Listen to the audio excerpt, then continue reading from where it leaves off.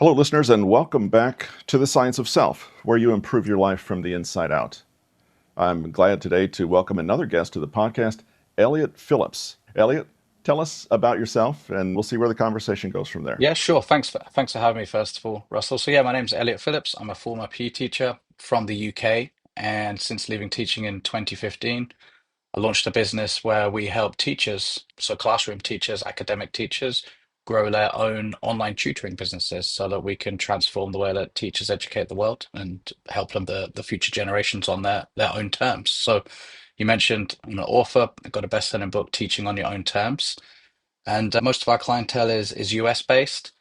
We just came off the back of the a big event that we held in Denver most recently a couple of weeks ago in mid-June. And yeah, the business has grown extremely well since COVID, and we're really passionate about helping teachers, become entrepreneurs, you know, helping them, improve how they think about things, how they think about business, and ultimately impact more students. And I think that's the essence of the book, right? Is getting around, or part of it, getting around people who are also doing well, who want to grow, who want to win, and that ultimately, rubs off on you. Whereas the opposite's also true. If you hang around with people who don't have high standards, don't want to grow, don't want to learn, don't want to get better, that's ultimately the path that you're going to choose to take as well. You know, here we go. You can have everything you want in life if you will help enough people get what they want. That was the Zig Ziglar. So I've got that on my little list of principles I like to read each day in the morning. Jim Rohn's obviously a great one as well. Yeah, Tony Robbins. Key to success is hunger. Little things like this. Oh, here's a great one. I love this one. Greatness is on the other side of all the things that you don't want to do. Discipline Very buys you good, the very freedom to good. do what you want. Failure is a requisite for success. All of these ones, I think I've got a list about 48 here, and so just little things that I'll touch on each day in the morning, like you were saying about No, those are great. You were a PE teacher to start with. Can you go back a little bit in your life and share some insights into your mindset, maybe what directed you into education? And I guess this was in the UK, so your system yeah. is quite a bit different than it would be in the US, as I'm familiar with. But tell us a little bit about your run up into education and how long you taught, when you got into it, and just some background there. Yeah, sure, Russell. So I think it was just ingrained in me. My mum's dad, he was a French teacher and taught at international schools firstly in the UK and then internationally. And my mum's a teacher. She actually retired in the summer, but she just loves it so much. She's gone back, and she was well overdue retirement anyway. And I think a lot of teachers are like that, and she just loves it. And so I think it was just kind of ingrained. And I was so into sport. And I think every kid's got that dream of becoming a professional sports player, right? And so for me, it was football or soccer, as you'd say in the States. And so, I ultimately, every kid, like I said, gets their heart broken when they realize the dream isn't going to come true. And so I'd realized that. So it was more along the lines of what could I do that involves sport for me, and PE teaching and teaching anything related to sport was the natural kind of path, I think. You mentioned your book titled Teaching on Your Own Terms, but we didn't talk too much about it. Can you go into that a little bit? Tell us what we might expect from that book, what an average, if the person is not a teacher, is it something they should pursue, or is it I think it's applicable to any business great? or any route that people are looking to take, particularly the start of the book. I call it the five to thrive, and this was a routine I actually took from teaching, and so it was more of a mental performance routine. And so the first chapter is about this five to thrive routine that I used to adopt and just set myself up for the day. And it would be little things like gratitude practices, just mental rehearsals, also then physical performance as well, getting my body ready for the day. Nutrition, how I was fueling the body as well to, not just to look good, but to feel good and to have the energy to be able to do more. And so I was just sharing that around, how we helped our clients get results, enroll students, deliver an amazing experience for their clients, in that case students, But they were the same principles that I used in my own business when I was doing personal training. And I simply just took that into the online tutoring space as well. And so they're applicable for everything. So yeah, I think people would get some stuff out of it. Absolutely. Tell us a little bit more about the teacher project itself. How did this come about? Were you still in teaching when you started doing this? Were you out of teaching? Had you written the book already? And so initially, it was called Teacher Fit Project. And I was helping teachers in the schools improve their productivity, their energy, how they were just showing up and looking after their own physical and mental well-being so they could show up better for their students and improve their work-life balance. And about this was probably March 2019. I was at a conference in San Francisco, and someone said to me, I was saying a lot of teachers just can't afford to buy my coaching program online. And I said it makes sense because if I was a teacher, I wouldn't have been able to invest what I was charging for the coaching program. So they said to me, so you got to find a way to help the teachers make more money. And so that got me thinking, I'm essentially teaching sport, which I was teaching in the school online. I'm going to take the maths teachers, the science teachers, the French teachers, what geography, humanities, and help them teach their students online.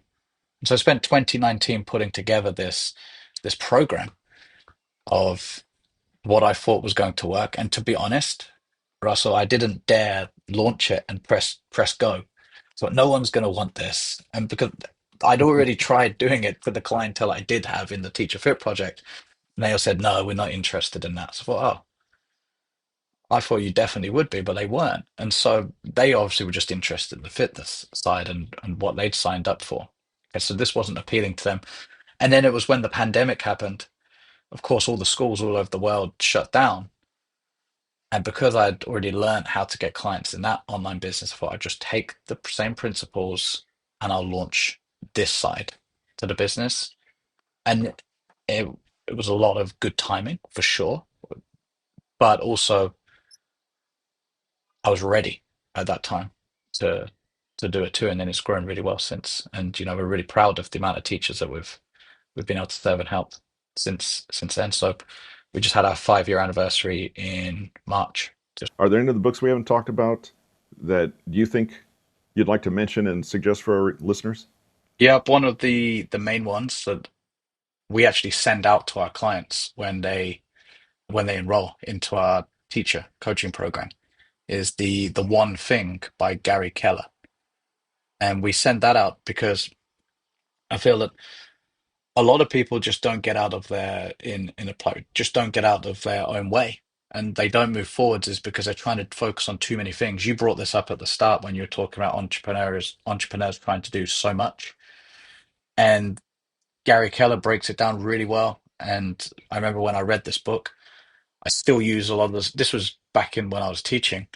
So, but still implement a lot of the principles, and it's just really making sure that you probably heard the saying less is more, right? And just focusing on one thing each and every single day, clearing your schedule and moving the needle forwards like that so you avoid that kind of analysis paralysis type of thing. And we've just found that to be so effective, and we'll give it to our clients, the teachers, and it really helps them prioritize building the business whilst they're still in the classroom, for example. So if the listeners here have got projects that they want to work on, but they're working their businesses or whatever it is they're looking to try and it might not just be a project, could be family things or whatever it is you're aspiring to do. I found that book was huge. It's just making sure you can get out of your own way, simplify things, and even just get 1% better every single day. And that's what it's about. One thing by Gary Keller. It's a great recommendation. That's not one that's come up in my conversations before, and I'm not familiar with the book, so it's something I certainly need to look for and take advantage of. Thank you for that.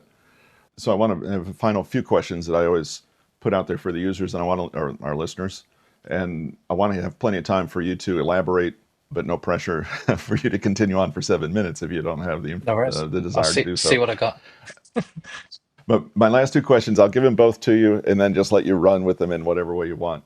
What are some of the indisposable habits that you have. If there's something I missed, if there's a point of information that I missed that you'd like to tag on the end, or a closing piece of advice, a final recommendation you might make for something for our listeners, can you combine all those points into a few paragraphs? And I think when you get through that, we'll be pretty much on the target for time wise. Sure. So in terms of the mantras, I normally adapt it each year to see if there's anything I can add into it.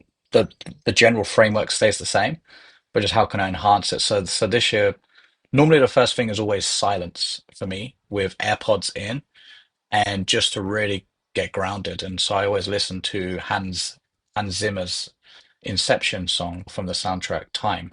It's the first thing I listen to every single day. You know, when you load up your phone and it says most listened to songs or whatever on Apple, that's been top for years. And so I listen to that every single day without fail, complete silence. And this year, what I've done is I'm using a red light therapy panel. So I'm doing the silence in front of the red light therapy to help with recovery, and just improve overall well-being. And so I'm using that. And then from there, it's I'm writing three things down every day without fail in my journal. Three things that I'm grateful for. Writing the one thing down that I'm going to do today. Sometimes I do it the night before, but if I haven't, after I've read the three things, it'll be that one thing from Gary Keller. So I'll implement that, and then really from there, it's daily Stoic. Read the latest day in the daily Stoic, and then it's straight downstairs to read. And so that'll be the next thing is study. And so you asked as well, what would be one thing advice as well for the listeners? I was just going to say I'd be invest into learning and don't stop trying to learn and improve yourself. And so that first 30 minutes of study for me never gets missed in the day. So I like to read. For other people, it doesn't have to be reading, right? It could be listening to an audiobook, it could be watching a YouTube video or listening to the podcast. It could be anything like that. It could be listening to this.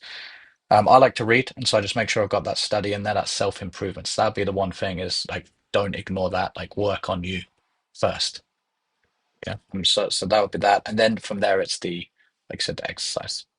And so for example, today I didn't exercise how I would normally exercise because just feel inside of my body felt really tired. We'd been away for 2 weeks prior in Denver for our event, so I hadn't had my usual routine, and so this Monday was the first day I got back into it, and so my body was feeling a little bit sore after Monday, Tuesday, and Wednesday, and so I just went for a walk today, and then went to the pool and did a swim, and so that wouldn't be usually what I would do, but it's still the principle of doing something physically to set yourself up. So that's kind of the morning mantras or whatever that I have, and so yeah, that's the foundation, the solid routine of being able to keep going even when things aren't going well is just relying on that to get yourself in the right frame of mind. That's great. It astounds me as I go through more and more in conversations and interviews how things repeat themselves, and the process of what successful people do on a regular basis, and the discipline that they bring to it, but the actual things they're doing, the mindfulness, the practices you do. I hadn't heard of red light therapy. I'll have to look at that, and many other things there that are great pieces of advice for our listeners. So, listeners, this was Elliot Phillips, author, entrepreneur, businessman, coach, PE teacher, husband, father. Yep, Did we cover that? Fiber free. Yep. Father of three. Thank you so much for your time. I learned a lot. I enjoyed this immensely. I hope you have great success with your book and the teacher project. And thank you for the work you're doing for the teachers that so oftentimes they go unrecognized and they don't have resources. So I think you're providing a great service to a well-deserving audience. Listeners, this was The Science of Self. Elliot Phillips. Don't forget to check him out on YouTube, as well as, is it theteacherproject.com? Teacherproject.io.